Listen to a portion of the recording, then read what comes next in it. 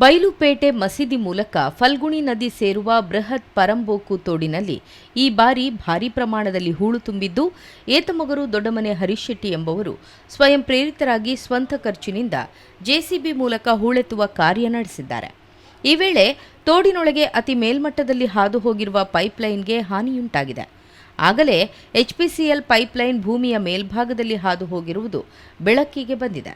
ಇಲ್ಲೇ ಹತ್ತಿರದಲ್ಲಿ ಗೈಲ್ ಕಂಪನಿಯ ಪೈಪ್ಲೈನ್ ಭೂಮಿಯಲ್ಲಿ 10 ಅಡಿ ಆಳದಲ್ಲಿ ಹಾದು ಹೋಗಿದೆ. ತೋಡಿನಲ್ಲಿ ಎಚ್ಪಿಸಿಎಲ್ ಪೈಪ್ಲೈನ್ ಹತ್ತಿರದಲ್ಲೇ ಪೆಟ್ರೋನೆಟ್ ಕಂಪನಿಯ ಡೀಸೆಲ್ ಪೂರೈಕೆ ಪೈಪ್ಲೈನ್ ಹಾದು ಹೋಗಿದೆ. ಅದು ಆಳದಲ್ಲಿದೆ. ಎಚ್ಪಿಸಿಎಲ್ ಪೈಪ್ಲೈನ್ ಕೇವಲ 2.5 ಅಡಿ ಆಳದಲ್ಲಿರುವುದರಿಂದ ಅನಾಹುತ ಸಂಭವಿಸಿದೆ. ಮುಂದಿನ ಬೇಸಗೆಯಲ್ಲಿ ಇಲ್ಲಿ ಕಂಪನಿಯು 10 ಅಡಿ ಆಳದಲ್ಲಿ ಪೈಪ್ಲೈನ್ ಅಳವಡಿಕೆಯೊಂದಿಗೆ ಸಿಮೆಂಟ್ ಹಾಸು ಸುರಕ್ಷತೆ ಒದಗಿಸಬೇಕು ಎಂದು ಏತಮಗರು ದೊಡ್ಡಮನೆ ಹರೀಶ್ ಶೆಟ್ಟಿ ಒತ್ತಾಯಿಸಿದ್ದಾರೆ.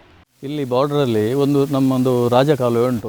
ಸಾಧಾರಣ 3 ಗ್ರಾಮಗಳ ನೀರು ಎಲ್ಲ ಇದರಲ್ಲೇ ಹೋಗೋದು, ಹೊಳೆಗೆ ಹೋಗೋದು. ಮಳೆಗಾಲದಲ್ಲಿ ಎಲ್ಲ ಬಯಲು ಸೀಮೆ ಪ್ರದೇಶ. ಇಲ್ಲಿ ಕೆಲವು ವರ್ಷಗಳ ಮುಂಚೆ ಈ MRPLನವರು HPCLನವರೆಲ್ಲ ಪೈಪ್ಲೈನ್ ಹೋಗಿದೆ. ಯಾವುದು ಗ್ಯಾಸ್ ಆಗಿರ್ಬೋದು, ಇನ್ನೆಂಥದ್ದಾಗಿ ಪೆಟ್ರೋಲ್ ಎಲ್ಲ.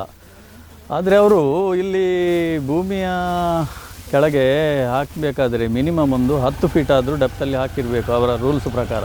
ಯಾಕೆಂದರೆ ಅದು ಡೇಂಜರ್. ಪೈಪು ಗ್ಯಾಸ್ ಆಗಿರ್ಬೋದು ಅಥವಾ ಪೆಟ್ರೋಲ್ ಯಾವುದೇ ಕೆಮಿಕಲ್. ಆದರೆ ಇಲ್ಲಿ ಆ ಕಾನೂನನ್ನು ಅವರು ಪಾಲಿಸದೆ ಅವರಿಗೆ ಬೇಕಾದಷ್ಟು ಮೇಲೆ ಹಾಕಿಬಿಟ್ಟಿದ್ದಾರೆ. ಈಗ ನಾವು ಪ್ರತಿ ವರ್ಷ ಆಗಿರ್ಬೋದು, 2 ವರ್ಷಕ್ಕೊಮ್ಮೆ ಆಗಿರ್ಬೋದು ಈ ರಾಜಕಾಲುವೆಯನ್ನು ಕ್ಲೀನ್ ಮಾಡ್ತಿರ್ತೇವೆ. ಯಾಕೆಂದರೆ ಮಳೆಗಾಲದಲ್ಲೇ ಗದ್ದೆಗಳಲ್ಲೆಲ್ಲ ನೀರು ನಿಂತಾಗ ಅದನ್ನೆಲ್ಲ ಈ ಕಾಲುವೆಗಳ ಮೂಲಕವೇ ಹೊಳಗೆ ಹೋಗೋದು ಗುರುಪುರ ನದಿಗೆ. ಹಾಗೆ ಹೋಗಲಿಕ್ಕೆ ಬೇಕಾಗಿ ಹೂಳು ತುಂಬಿದ್ದ ತೋಡನ್ನು ನೀವು ಕಾಣ್ಬೋದು. ಇಲ್ಲಿ ಪ್ರತಿ ವರ್ಷವೂ ಕ್ಲೀನ್ ಮಾಡ್ತಾ ಇರ್ತೇವೆ. ಈ ಸಾರಿ ಕೂಡ ಅದೇ ರೀತಿ ಕ್ಲೀನ್ ಮಾಡುವಾಗ ಮೇಲೆ ನಮ್ಮ ಹಿಟಾಚಿಗೆ ಅದರ ಕೊಕ್ಕೆಗೆ ಸಿಕ್ಕಾಕೊಂಡಿತು. ಯಾವುದು ಅದರ ಕೇಬಲ್ ಏನೋ.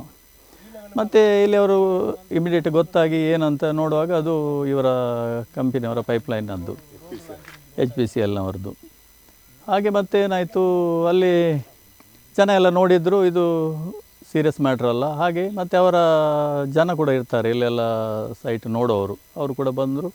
ಮತ್ತು ಏನೋ ಒಂದು ದೇವ್ರ ದಯದಿಂದ ದೊಡ್ಡ ಅನಾಹುತ ಆಗುವಂಥದ್ದು ತಪ್ಪಿ ಹೋಯಿತು. ಆದ್ಯಪಾಡಿ ಪಂಚಾಯತ್ ವ್ಯಾಪ್ತಿಯಲ್ಲಿರುವ ದೊಡ್ಡ ಪರಂಬೋಕು ತೋಡು ಇದಾಗಿದ್ದು, ಇದರಲ್ಲಿ 3 ಗ್ರಾಮಗಳ ನೀರು ಹರಿಯುತ್ತದೆ. ಕೃಷಿ ಪ್ರದೇಶವಾದ ಇಲ್ಲಿ ರೈತರು, ಗ್ರಾಮಸ್ಥರು ಮತ್ತು ಪಂಚಾಯತನ್ನು ವಿಶ್ವಾಸಕ್ಕೆ ತೆಗೆದುಕೊಳ್ಳದೆ ಖಾಸಗಿ ಕಂಪನಿಗಳು ಏಕಾಏಕಿ ಯೋಜನೆ ಜಾರಿಗೊಳಿಸಿದರೆ ಭವಿಷ್ಯದಲ್ಲಿ ಇಂತಹ ಅನಾಹುತ ನಿರೀಕ್ಷಿತ. ಜ್ವಲನಶೀಲ ಗ್ಯಾಸ್, ಪೆಟ್ರೋಲ್ನಂತಹ ಯೋಜನೆಯ ಕಾರ್ಯಗತದ ವೇಳೆ ನಿರ್ದಿಷ್ಟ ಮಾನದಂಡ ಹಾಗೂ ಸಂಪೂರ್ಣ ಸುರಕ್ಷತಾ ಕ್ರಮ ನಿರ್ಲಕ್ಷಿಸುವಂತಿಲ್ಲ. ಬೈಲುಪೇಟೆಯಲ್ಲಿ ಗ್ಯಾಸ್ ಪೈಪ್ಲೈನ್ ಕನಿಷ್ಠ 10 ಅಡಿ ಆಳದಲ್ಲಿ ಹಾದು ಹೋಗಬೇಕು. ಈ ಬಗ್ಗೆ ಶೀಘ್ರ ಕ್ರಮ ಜರುಗಿಸದೆ ಹೋದಲ್ಲಿ ಮುಂದಿನ ದಿನಗಳಲ್ಲಿ ಹೋರಾಟ ಅನಿವಾರ್ಯ ಎನ್ನುತ್ತಾರೆ ಇಲ್ಲಿನ ಗ್ರಾಮಸ್ಥರು. ಅವರು ಮೇಲೆ ಹಾಕಿಕೊಂಡು ಹೋಗಿದ್ದಾರೆ. ಇವರು ಪಬ್ಲಿಕ್ಕಿನ ಹಿತವನ್ನು ಕಾಯುವಂಥ, ಸ್ಥಳೀಯರನ್ನು ವಿಶ್ವಾಸಕ್ಕೆ ತಗೊಂಡು ಸ್ಥಳೀಯರ ಹಿತವನ್ನು ಕಾಯುವಂಥ ಒಂದು ವ್ಯವಸ್ಥೆಯನ್ನು HPCL ಅವರು ಮಾಡಬೇಕಿತ್ತು. ಇದು ನಿಜವಾಗಲೂ ಒಂದು ದೊಡ್ಡ ದುರಂತ. ಪಂಚಾಯತ್ ಸದಸ್ಯರು ಹಾಗೂ ಗ್ರಾಮಸ್ಥರ ದೂರಿನ ಮೇರೆಗೆ ಸ್ಥಳಕ್ಕಾಗಮಿಸಿದ HPCLನ ಸುರಕ್ಷತಾ ಅಧಿಕಾರಿ ನಯನ್ ಪಾಲ್ ಅವರು ಸ್ಥಳೀಯರೊಂದಿಗೆ ಮಾತನಾಡಿ, ಸುಮಾರು 10 ವರ್ಷಗಳ ಹಿಂದೆ ಪೈಪ್ಲೈನ್ ಅಳವಡಿಸಲಾಗಿದೆ. ಈಗ ಇಲ್ಲಿನ ಭೌಗೋಳಿಕ ಪರಿಸರ ಬದಲಾಗಿದೆ. ಸದ್ಯ ಹಾನಿಗೀಡಾದ ಪೈಪ್ಲೈನ್ ದುರಸ್ತಿ ಕಾರ್ಯ ನಡೆಸಲಾಗುವುದು.